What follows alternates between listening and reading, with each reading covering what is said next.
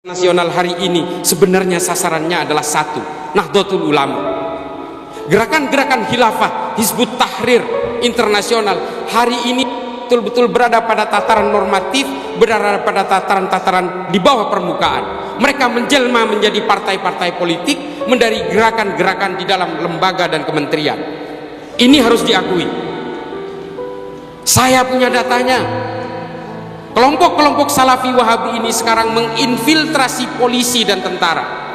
Di kepolisian 23.000 yang terpapar ajaran-ajaran ini. Di TNI 9.300 yang terpapar. Mohon maaf Bapak dari kepolisian dan TNI, saya bertanggung jawab dengan data ini. Dan hari ini mereka membentuk firqah-firqah dan organisasi kecil-kecil yang mereka namakan Toliah di dalam kepolisian yang bernama Polisi Cinta Sunnah. Setelah ketahuan oleh Mabes Polri, dirubah menjadi pembelajar cinta sunnah. Dan hari ini semua dari mereka sudah dipetakan, diprofiling dan diberi pilihan, mau jadi polisi atau keluar dari kepolisian. Sebagian dari mereka menyatakan keluar dari kepolisian. Mereka lebih memilih mereka, nggak apa-apa daripada kita, polisi kita dipenuhi oleh sampah-sampah ideologi seperti ini. Ini kan disiarkan. Polri hari ini mengeluarkan, bukan hari ini, bulan Juni mengeluarkan Perpol nomor 7 yang melarang ajaran-ajaran berbasis eksklusif dan berbasis radikal ini. Sudah keluar aturannya, tinggal diikuti oleh lembaga-lembaga lain. Polri menjadi motor dan alhamdulillah saya menjadi tim perumus dari aturan itu. Jangan banyak si terowamatin aku ini kan. Nah, ajaran-ajaran berbasis khilafah ini kemudian berusaha menunggangi agama untuk menghipnotis kita, seolah-olah khilafah ini adalah ciptaan Tuhan, seolah-olah ini warisan Nabi Muhammad. Lalu kemudian supaya kita terbius bahwa khilafah ini adalah proyek masterpiece yang harus kita laksanakan. Salah seorang pendakwah pernah saya protes, pendakwah terkenal, dia membawakan hadis yang mengatakan bahwa jika orang Islam tidak mau menganut sistem ideologi pemerintahan khilafah, maka dia termasuk orang yang berkhianat terhadap Islam.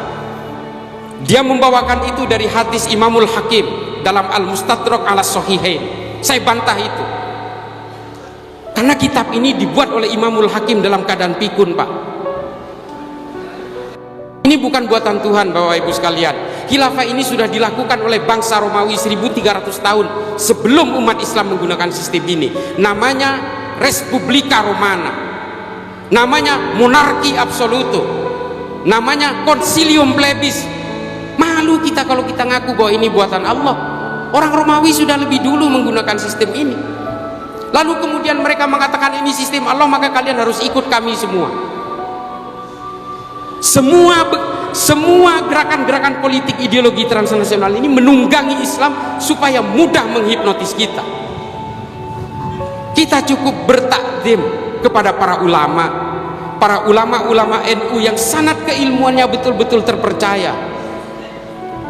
Kita harus takdim kepada siapapun dari kalangan Nahdien, termasuk kepada Kiai Muhaimin Iskandar.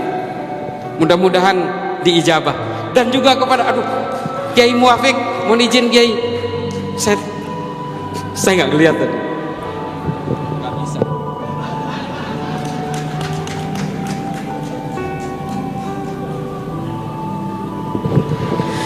Panjang sekali kalau berbicara tentang ideologi transnasional, karena saya memang banyak sekali menggunakan metode pendekatan sejarah, Bapak Ibu sekalian. Karena kebetulan studi saya tentang sejarah dan filsafat Islam di Amerika, jadi saya betul-betul menggunakan metode pendekatan sejarah. Kalau pakai dalil, Pak, debatnya nggak selesai. Tapi kalau sejarah, insya Allah ikhtilafnya sedikit, khilafiyahnya sedikit. Jadi makanya saya sering menggunakan metode pendekatan sejarah. Jadi jangan kaget kalau saya berani mengatakan bahwa khilafah itu bukan buatan Allah, itu buatan bangsa Romawi ketika menguasai kekaisaran Bizantium. Yang mau membantah ini saya tantang, ayo, tapi belajar dulu, jangan cuma urat leher aja. Lalu Rasyidin dengan sistem syuro, karena konflik antara Sayyidina Umar dengan Sa'ad bin Ubadah yang luar biasa, kaum Muhajirin dan kaum Ansor sudah berhadapan menghunus pedang, lalu kemudian diambil jalan tengah, wasatiyah. middle path bahasa Inggrisnya, jangan bahasa Inggris lah, nanti nggak ngerti. Nah, lalu kemudian diambil jalan tengah, ditunjuklah Sayyidina Abu Bakar. Disinilah paling awal digunakan sistem syuro, kesepakatan bersama. Tapi nanti pada zaman Bani Umayyah dirubah lagi menjadi sistemnya al-mamlakah, kerajaan dinasti, dari Muawiyah bin Abi Sufyan turun ke Yazid bin Muawiyah, Yazid bin Muawiyah turun kepada Walid bin Yazid. Jadi turun temurun dari bapak ke anak lalu ke cucu. Berubah lagi sistemnya. Pada zaman Bani Abbasiyah dirubah lagi, dirubah menjadi ahlul halli wal aqdi. Nah, mungkin nggak kalau sistem dari Tuhan kemudian diubah-ubah sesuai kebutuhan? Nggak bisa, ini nggak logis Pak, nggak rasional. Nah, makanya saya membantah habis-habisan, termasuk Ibnu Taimiyah. Ibnu Taimiyah ini memang tidak semuanya jelek. Mungkin yang saya anggap sangat antagonis mungkin al-wala wal bara, tapi kritik Ibnu Taimiyah terhadap sistem ahlul halli wal aqdi ini patut kita hargai, karena menurut Ibnu Taimiyah ahlul halli wal aqdi ini adalah ciptaan bangsa Romawi. Saya sepakat dengan itu. Nah, inilah kemudian yang berusaha menyasar kita hari ini, berusaha menggempur orang-orang Nahdliyin, karena kalau Nahdlatul Ulama ini tumbang, Indonesia tumbang Pak, udah percaya saya. Dan hari ini paling terakhir saya dilibatkan oleh pemerintahan Somalia untuk merumuskan bagaimana konflik di sana itu supaya cepat selesai. Persoalannya Somalia ini sistemnya sama Pak, agamanya sama, tafsirnya sama, madhabnya sama, manhajnya sama, ijtihadnya sama. Semua ulamanya lulusan Mekah dan Madinah. Mereka sepakat mengharamkan musik, mereka sepakat mengharamkan maulidan, mereka sepakat mengharamkan tahlilan, mereka sepakat mengharamkan haul, mereka sepakat mengharamkan ucapan Natal dan sebagainya. Mereka semua satu negara sepakat, tapi sampai hari ini mereka berperang Pak. Semua satu negara itu pahamnya Salafi Wahabi. Apa yang membedakan mereka? Yang membedakan mereka adalah al-wala wal bara. Meskipun satu tafsir, meskipun satu iman, meskipun satu madhab, tapi ketika orientasi politiknya berbeda, maka mereka wajib bermusuhan. Setengah dari Somalia dikuasai oleh the Government of Republic of Somalia, setengahnya lagi dikuasai oleh Al-Shabaab. Perangnya belum selesai sampai hari ini. Lalu mereka meminta syarat. Saya terlibat dalam berbagai konferensi dengan mereka. Saya pernah konferensi juga dengan presidennya, karena masa pandemi kemarin saya tidak bisa ke sana, meskipun saya sudah pernah ke Mogadishu. Lalu saya katakan, satu kuncinya yang Anda butuhkan, Nahdlatul Ulama. Ini benar, saya sampaikan betul kepada mereka. Musuh sumpah boleh. Saya sampaikan, then you need Nahdlatul Ulama. Saya katakan begitu kepada mereka. Kalau kalian tidak punya lembaga sejenis Nahdlatul Ulama, maka kalian tidak akan punya perekat tanpa syarat. Di Indonesia perekatnya, bridgingnya adalah Nahdlatul Ulama. Orang-orang Islam, orang-orang Kristen, orang-orang Hindu, Buddha, Konghucu di Indonesia memang semuanya memiliki nilai-nilai supremasis, harus kita akui.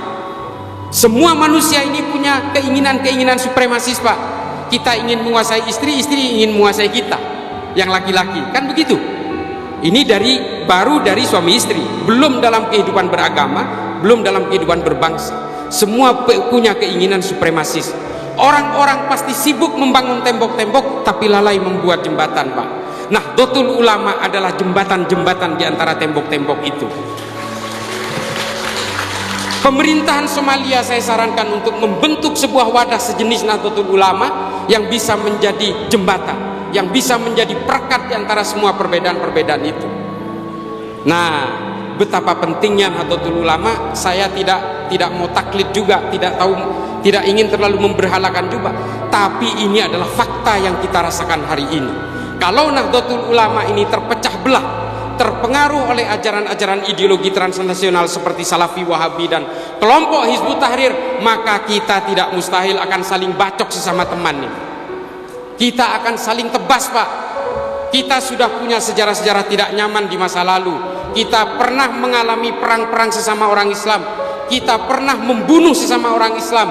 Pembunuhan Sayyidina Utsman, pembunuhan Sayyidina Ali, pembunuhan Sayyidina Hasan, Sayyidina Husain. Ini semua pembunuhan sesama orang Islam Pak. Perang Jamal, perang Siffin, perang Hurrah, perang Zab, ini adalah perang-perang sesama orang Islam. keluarga Ibnu Saud dan keluarga Ibnu Rashidun yang melibatkan umat Islam di Saudi, terlibat dalam 8 kali perang dan menewaskan 14.000 orang Islam di Arab Saudi. Ini harus kita jauhi, Pak. Tidak mustahil kalau kita termakan oleh ajaran-ajaran ideologi transnasional ini, kita akan saling tebas dengan tetangga sendiri. Kita akan saling tebas dengan orang-orang yang hari ini berkumpul dan tidak mustahil suatu saat akan bermusuhan, hanya gara-gara terpengaruh oleh ajaran-ajaran yang berbasis al-wala wal bara ini. Saya kira begitu.